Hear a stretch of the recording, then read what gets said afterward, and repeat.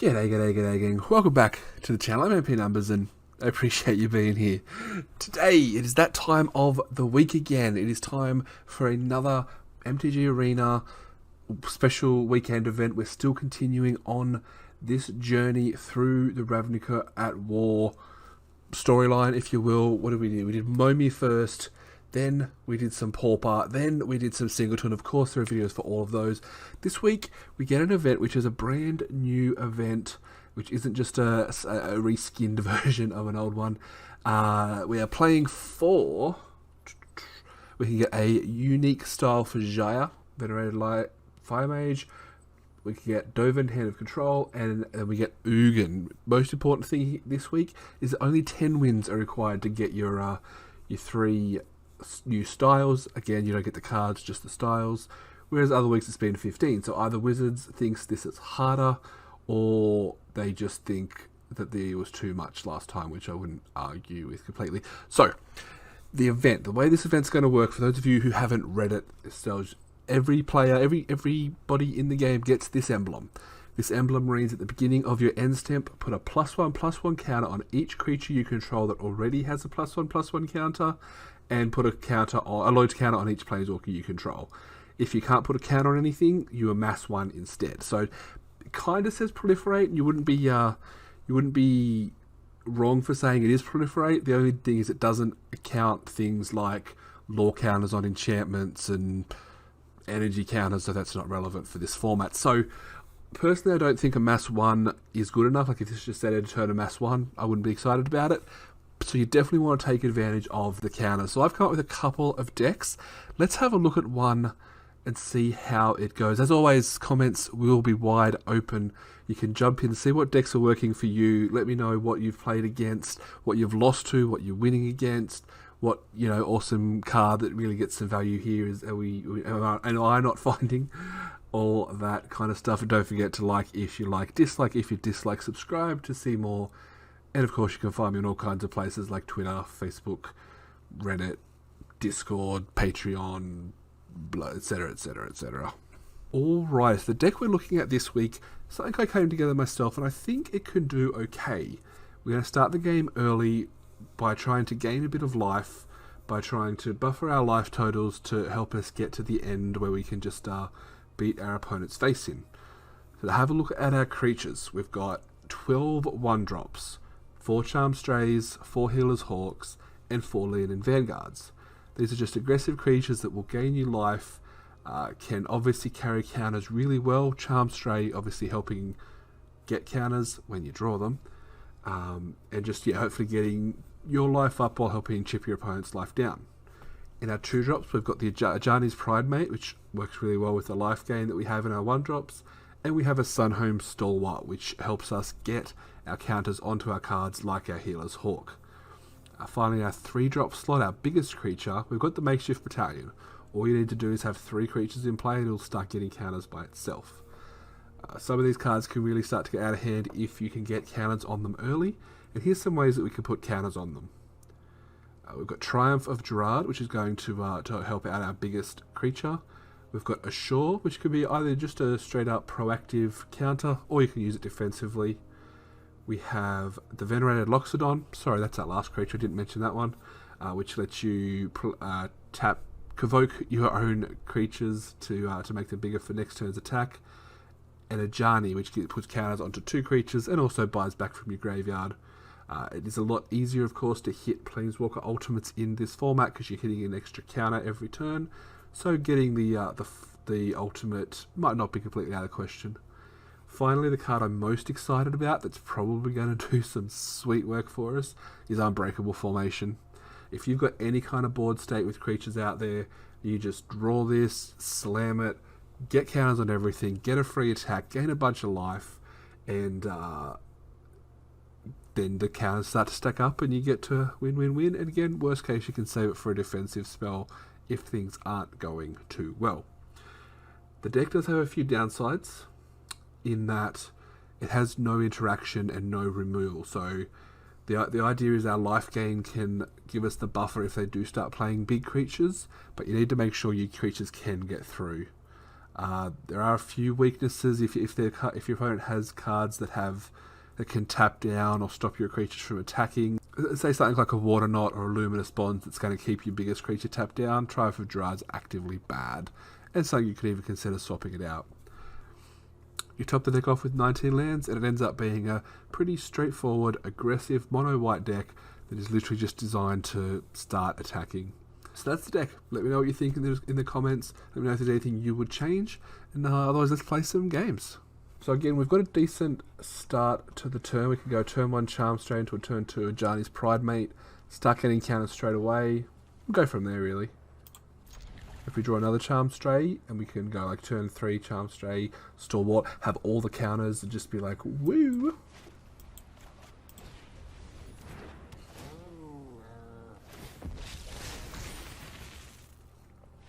See what our opponent does.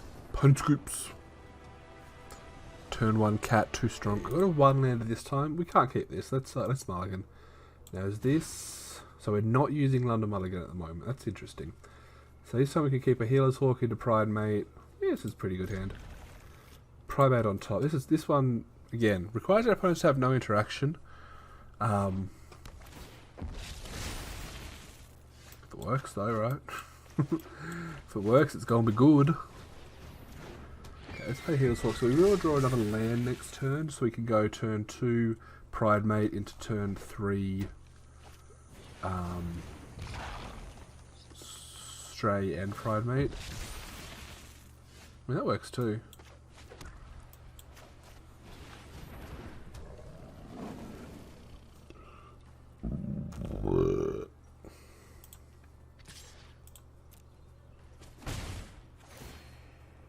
Alright, start get some value. We've got a 4/4 and 2/2. Okay, opponent's on an explore based plan, which seems pretty good one. Start getting some counters. Their walker's going to be very big, very fast. But if we got the land, so we can go another Pridemate and a Healer's Hawk. Only attacking with our Hawk. Gets to start building up our counters here. Pridemate's going to be sweet. And if our birdies survive, we can drop Stalwart next turn, and then we can start putting some counters on our birdies. Uh-oh. That ain't good. Okay, opponent's getting some big boys. We'll just get our life total up higher and start getting some more damage in. Do we want to play 2 Charmstrays here? Yeah. Let's just play 2 Charmstrays, get them out of our hands.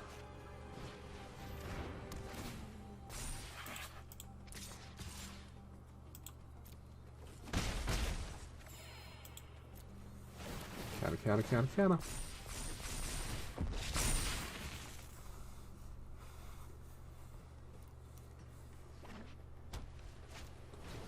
If Sun's Binding, getting rid of my 9/9. That one's a shame. We really need to start getting these Healer Hawks bigger. So we play this bad boy.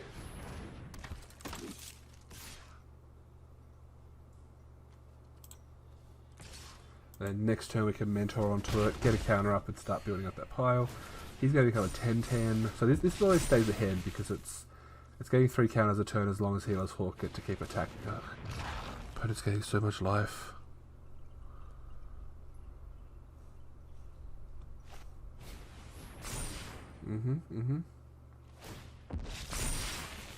Ooh, hello. Okay, now we're talking.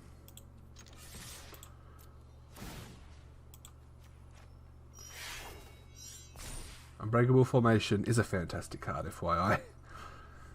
Opponent can do some blocking. We're at 11, 14, 16, 19, 21, 26, 32 points of damage going to our opponent's face. We're back up at 38. Gain a bunch of life. Opponent Ixalan's Binding on our 16-16 and loses to Healer's Hawks.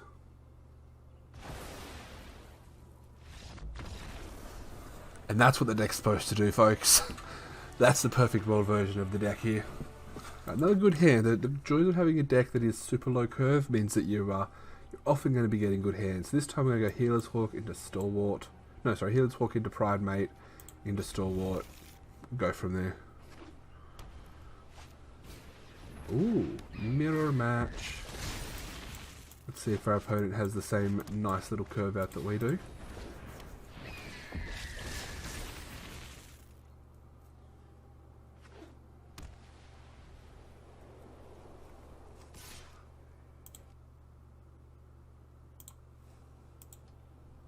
No blocks.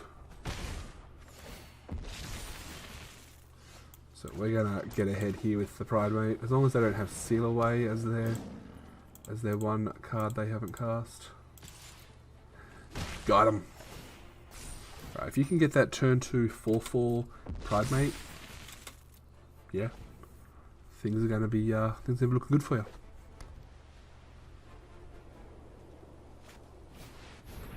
Luminous Bonds. That's a pain. Luminous Bonds is one of the worst removal spell because it also turns off Triumph of Gerard. The Pridemate's just going to get so far ahead of any other creature. But we'll go for a Stalwart and a Vanguard.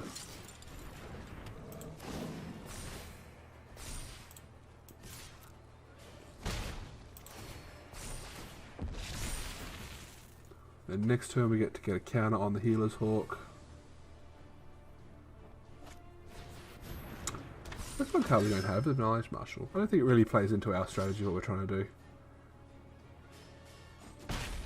If we get a land, we do not. Okay, we get the formation though. I think you pretty much just always slam formation as soon as you draw it. Just because you're putting literally a counter on every single creature. You're getting to attack with a whole bunch of stuff. Guaranteed damage, guaranteed probably killing something just because of the lot of the indestructible trade-off. Opponent just eats all of the damage. We get to proliferate end of our turn. All our guys get big. This is a pretty good spot to be in again. This is exactly what you want to be doing in this event. Opponent could have something like Seal Aways, more Luminous Bonds, Settle the Wreckage, all those kind of removal, but they don't. And attack with the birdie.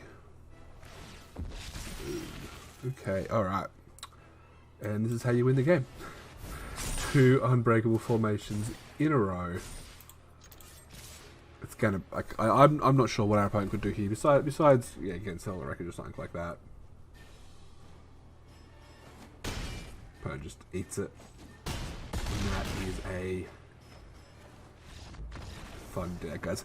If you try the deck out, let me know what you think. It took me a while to get a deck that could actually get wins. If you do want to hear about some of the decks I tried out, of course, comments are wide open. And again, if you have decks that are working, I do want to hear about it. This is definitely one of the most interesting formats so far. A bit more of a challenge than just, you know, find the singleton deck that you had in your pile or the deck here. But anyway, I've been MP Numbers. You know the deal, guys. Like if you like, dislike if you dislike. Don't forget to drop a comment. Find me on all kinds of things. And if you do want to support the channel, you can check out a few places in the links.